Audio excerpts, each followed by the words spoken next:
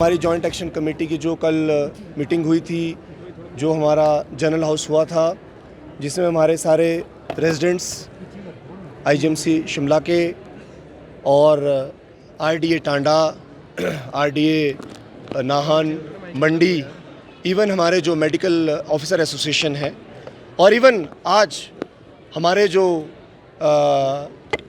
Dental college के जो doctors हैं वो भी हमारे सपोर्ट में खड़े हैं।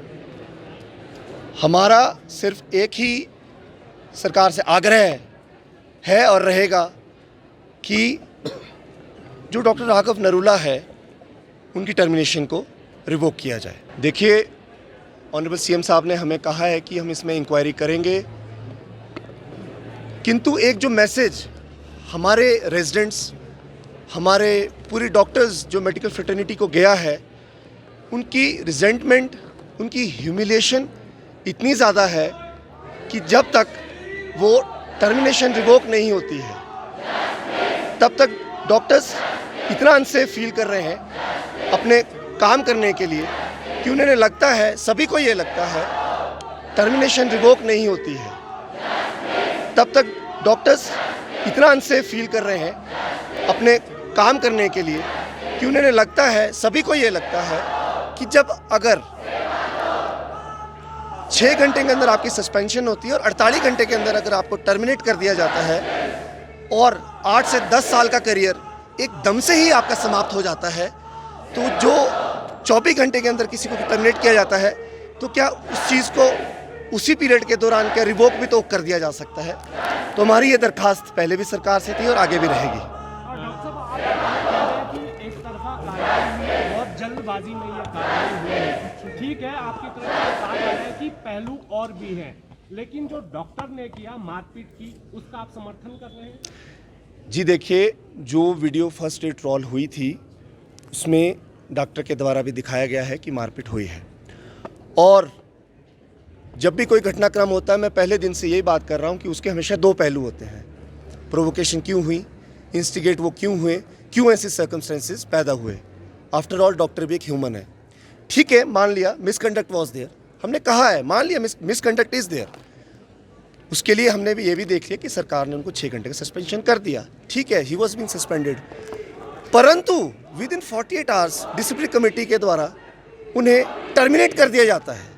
टर्मिनेट कर दिया जाता है कि 10 से 12 साल का करियर आदमी का, जो एमबीबीएस पहले प्री मेडिकल टेस्ट करके एमबीबीएस में आता है, फिर एमबीबीएस के बाद वो एंट्रेंस एग्ज़ाम करके वो पोस्ट ग्रेजुएशन में आता है, पोस्ट ग्रेजुएशन करने के बाद वो फील्ड में जाके फिर मेरिट के बेसिस पे ही joins the senior residency at IGMC Shimla, और उसके बाद एक ही दम 48 घंटे के अंदर उसको आप टर्मिनेट कर देते हैं। तो ये कहाँ तक जस्टिफाइड है?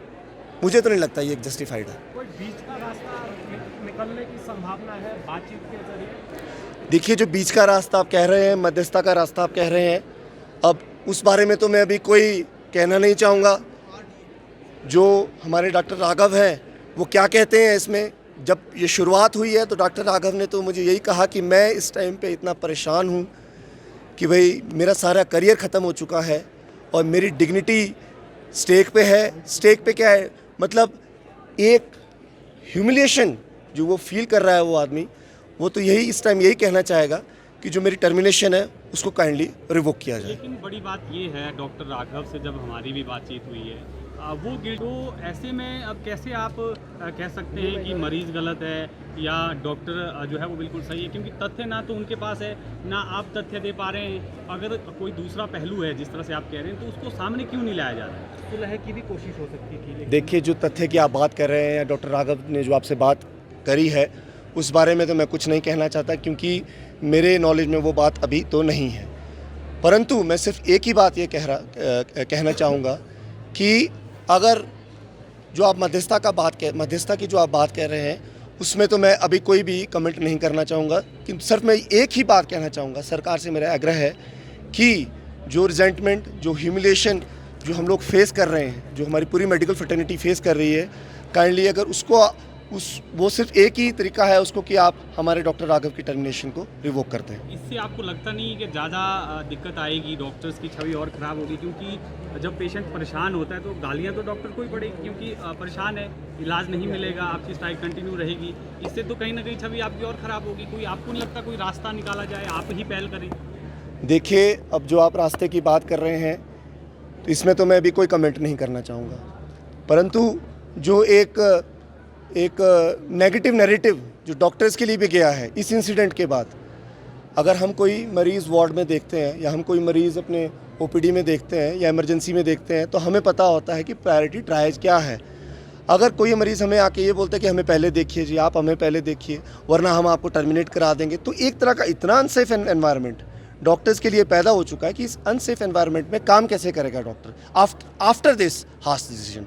बस मेरी आप लोगों से यही दरखास्त है कि मैं इतना ही कहना चाहूँगा अभी, क्योंकि मुझे अभी ऊपर प्रिंसिपल ऑफिस में मैडम ने बुलाया है, तो काइंडली आपसे दरख्वास्त है कि मुझे आप जाने की इजाज़त दीजिए। Thank you.